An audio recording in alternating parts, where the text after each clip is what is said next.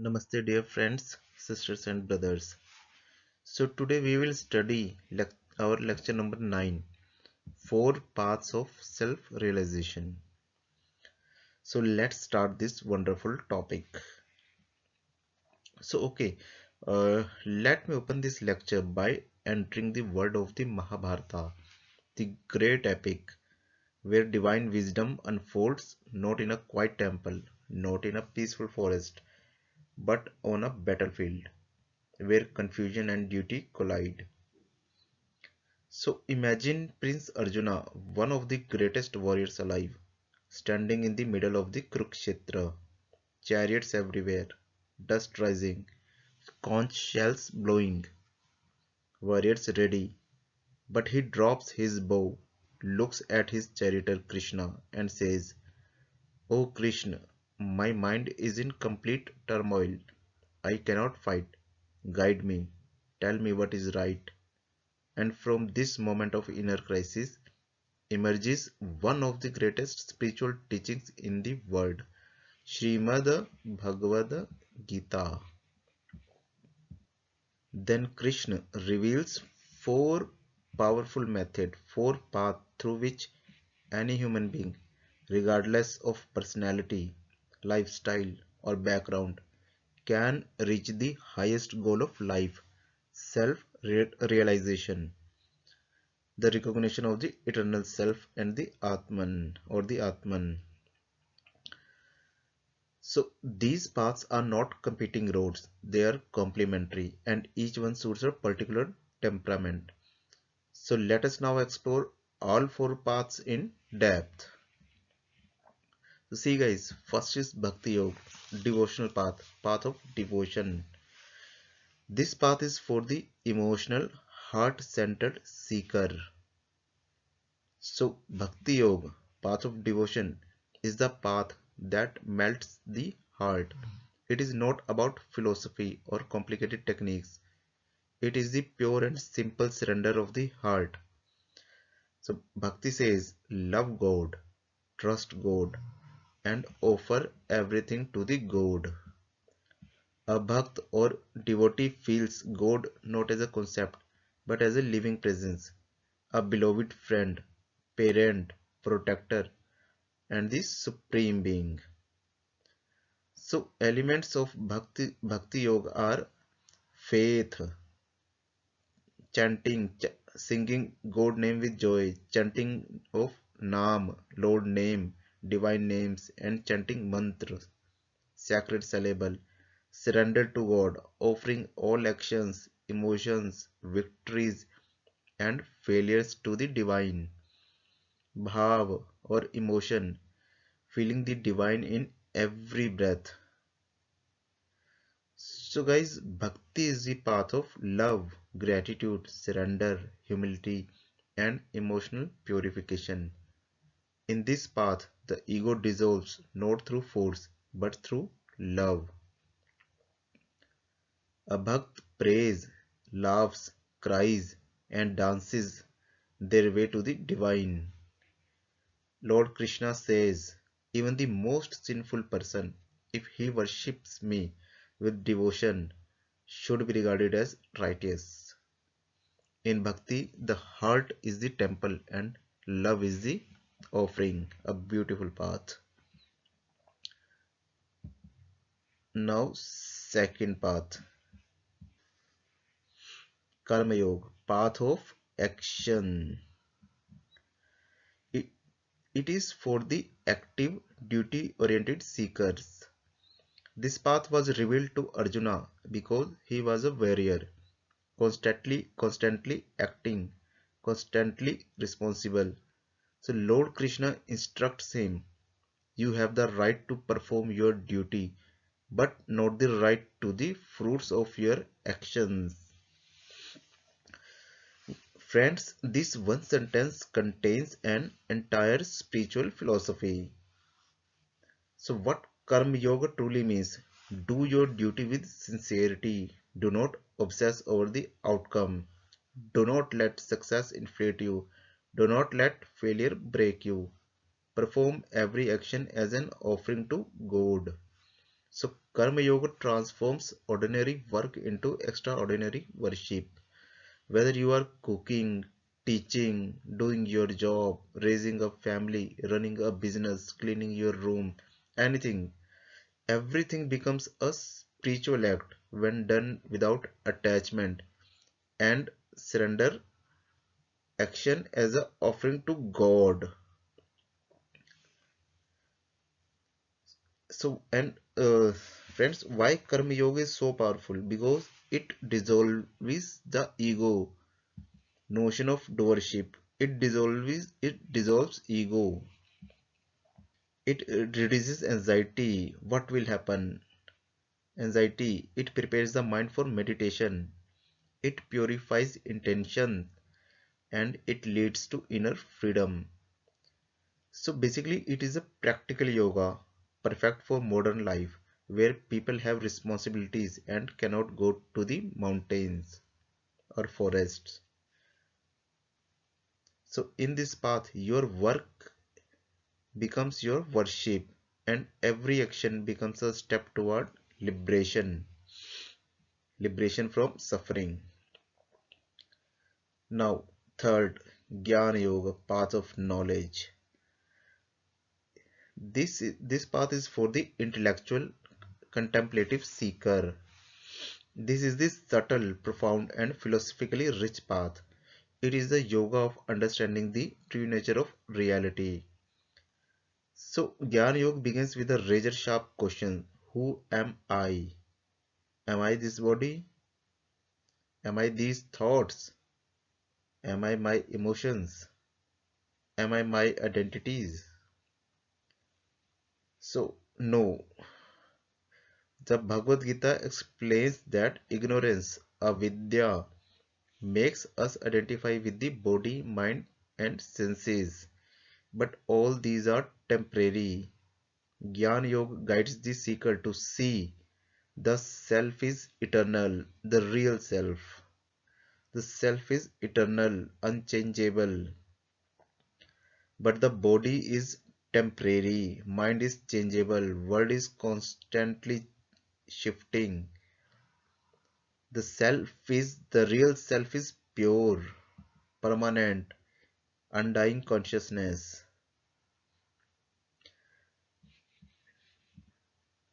We earlier discussed process of Gyan Yoga, three elegant steps in Gyan Yoga: Shravana, Manana, Nididhyasana. Listening to the teachings, reflecting deeply, and meditating on the truth until it becomes your experience. Three step. So basically, Gyan Yoga is the path of discrimination: real versus unreal, permanent versus impermanent, self versus not self. So through wisdom, ignorance dissolves, and when ignorance dissolves, freedom rises. Here Lord Krishna beautifully says, as a lamp dispels darkness, knowledge dispels ignorance.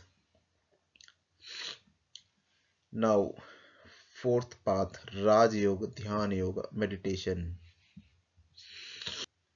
So friends, in my whole master course, I majorly focused on this path, Raj Yoga, meditation. Okay. Basically, Raj Yoga is the royal path toward freedom. It is the royal road inward. It is for the introspective and silence loving seeker. It is the science of controlling and transcending the mind. In this path, awareness shifts from outward to inward.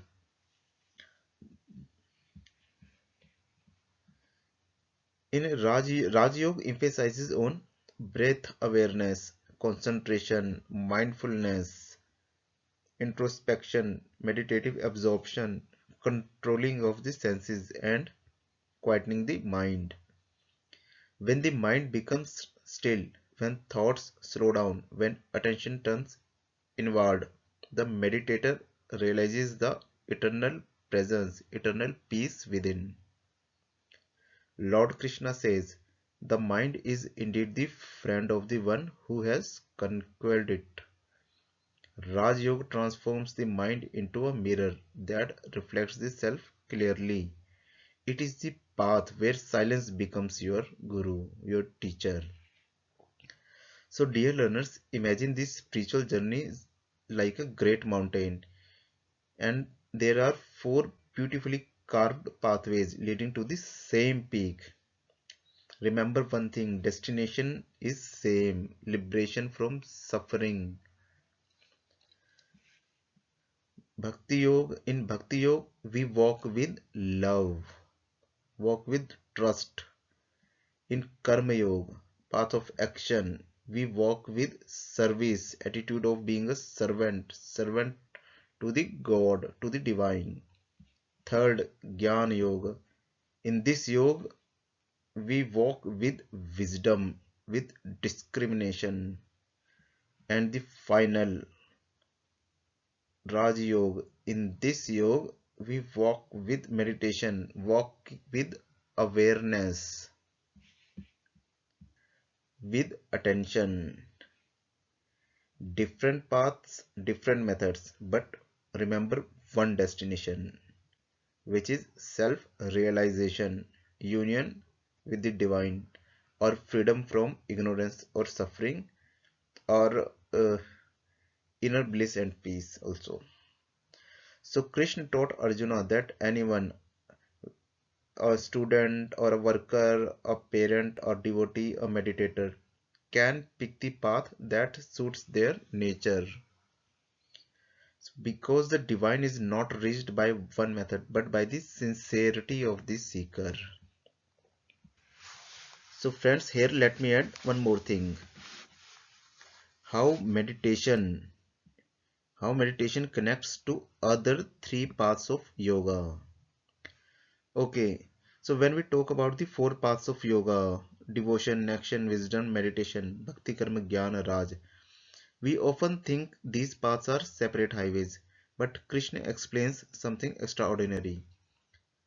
See friends, meditation, Dhyan Yoga or Raj Yoga is not a separate path, but it silently supports and strengthens all the other three. Let us explore this. So, meditation within Bhakti Yoga, within devotional path. Look, imagine a devotee who loves God deeply, sings bhajan, praises Lord glories, bows in a temple, prays with tears in eyes. This is bhakti. Okay? But if the devotee's mind is restless, wandering like a puppy at a playground, so can devotion reach its depth? No. So Krishna says, fix your mind on me, and meditation helps bhakti by sharpening concentration during prayer. The mind stays with the mantra, not wandering off, deepening emotional connection. Stillness opens the heart to divine love, turning devotion inward. So, a peaceful mind easily surrenders, trusts, and let go. So, bhakti without meditation can become an emotional confusion, but bhakti with meditation becomes divine intimacy. Second, meditation within Karma Yoga. So, friends, Karma Yoga teaches action without attachment. It sounds great, right? But how do we work without attachment, without getting stressed, without getting angry, without worry, or without being egoistic? Here comes meditation like a silent superhero. What meditation does for Karma Yoga is it builds mental clarity. A focused mind can perform duties without efficiency. It reduces ego. I am the doer. Regular meditation makes us see that actions happening through us, not by us. We are the instrument in the hands of nature, and nature is doing actions. Through meditation, the mind becomes calm, and a calm mind does not obsess over success or failure. It creates equanimity. A calm mind remains balanced in any situation. Praise or blame, loss or gain, it trains us to stay balanced. So it turns work into worship. When the mind is peaceful, every action becomes sacred. Karma Yoga without meditation is exhausting. Karma Yoga with meditation becomes effortless service. Now, third, meditation within Jnana Yoga. Vis- So, meditation within wisdom or path of knowledge.